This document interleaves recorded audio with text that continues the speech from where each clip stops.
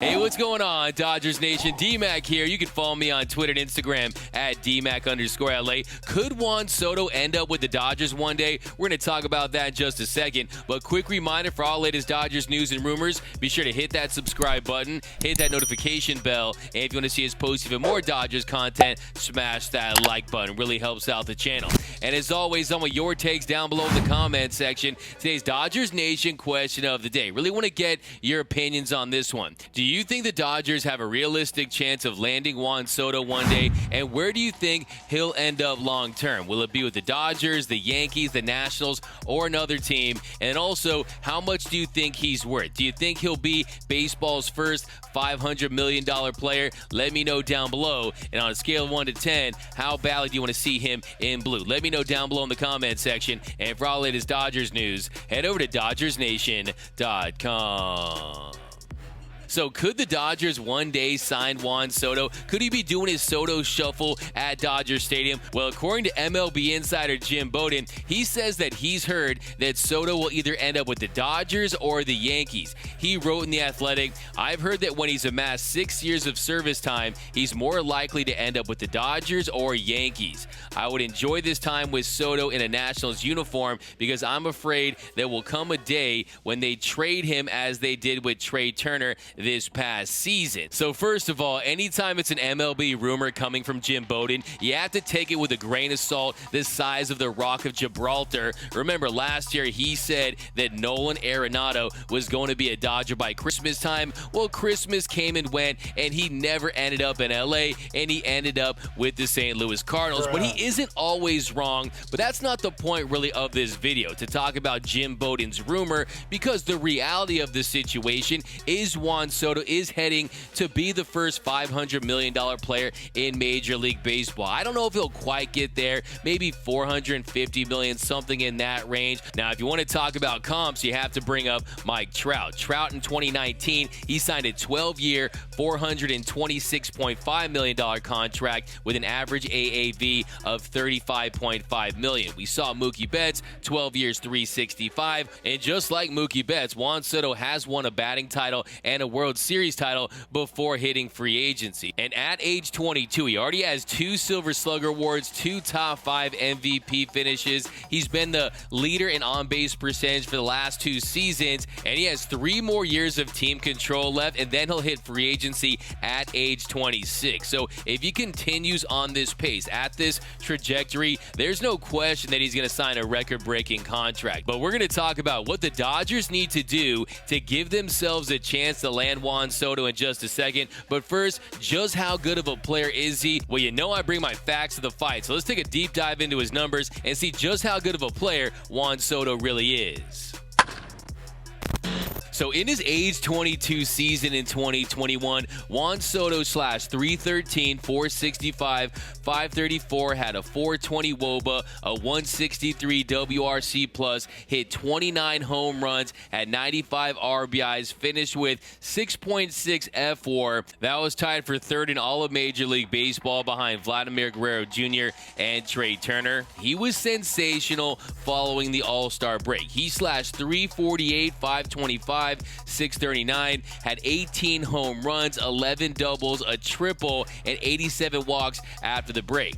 He finished first in on-base percentage at .465, first in walks, .145, first in on-base percentage with runners in scoring position at .577. He had .396 with runners in scoring position. He had a .999 OPS. That was third in the league. And if you look at that walk rate at 22.2%, that was tops in all of Major League Baseball. The closest was Joey Gallo with 18%. So his plate discipline, his eye at the plate is just unbelievable. It's best in the league already at age 22. He was the only qualified player in Major League Baseball with more walks than strikeouts. His .465 on-base percentage led Major League Baseball and was the highest in a full season since 2008 when Chipper Jones did it, and his 145 walks were the most in a full season since Barry Bonds set the major league record for walks in a season with 232 in 2004, and the second most by any player prior to his 23rd birthday,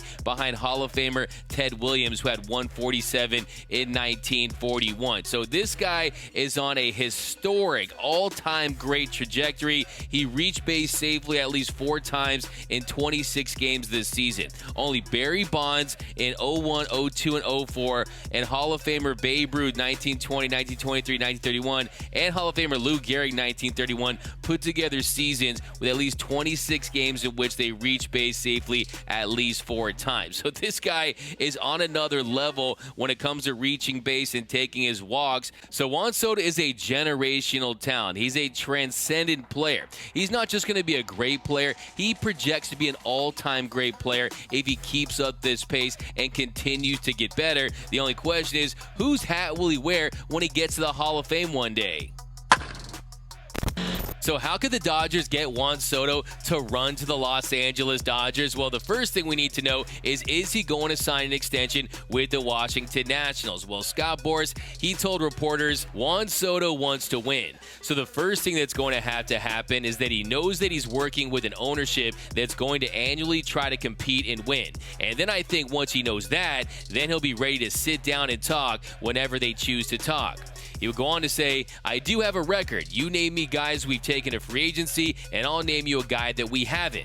What we do is we listen to players, and we follow what players tell us to do because we work for them. Other than that, I just know that Juan has mentioned to me that he wants to make sure he's working for a club that's going to compete annually. So there you have it. He wants to win. He wants to win multiple World Series titles. Now the question is, will the Nationals be in a position to do that? Well, they have been a successful franchise. You've seen them in the postseason, but you also have seen them let stars get away. Guys like Bryce Harper, he ends up signing with the Phillies for $330 million. They trade away Trey Turner. They trade away Max Scherzer.